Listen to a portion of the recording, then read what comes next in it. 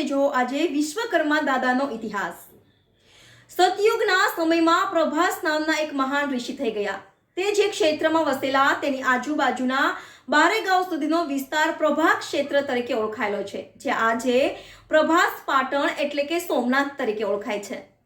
પ્રભાસ ઋષિના લગ્ન બ્રાહ્મણ જ્ઞાતિ ધરાવતા બૃહસ્પતિની સગી બહેન બ્રહ્મવાદીની સાથે થયા હતા। બ્રહ્માજીએ પ્રભાસ ઋષિને ત્યાં જન્મ લીધો હતો। બ્રહ્માજીના પુત્ર ધર્મ તથા ધર્મના પુત્ર વાસ્તુદેવ હતા।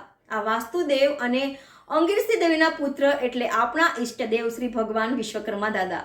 વિશ્વકર્મા દાદાના લગ્ન હિરણ્યકશ્યપના પુત્ર પ્રહલાદની દીકરી કૃતિ સાથે થયા હતા।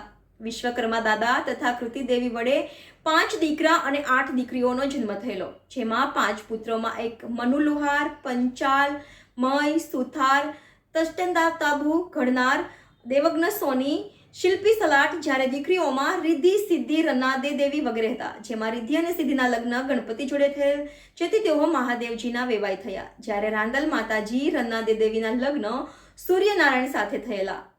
હિરણ્યકશ્યપને 2 પત્નીઓ હતી, દિતિ અને Aditi. Bureau chief Narsinh Mewada, NN news Kutch. દર્શક મિત્રો, તમારી આસપાસ બની રહેલી અવનવી ઘટનાઓ વિશે જાણવા માટે NN ન્યૂઝને લાઇક કરો, શેર કરો, સબસ્ક્રાઇબ કરો અને બેલ આઇકન પ્રેસ કરો, જેથી આપને નોટિફિકેશન્સ મળતી રહે।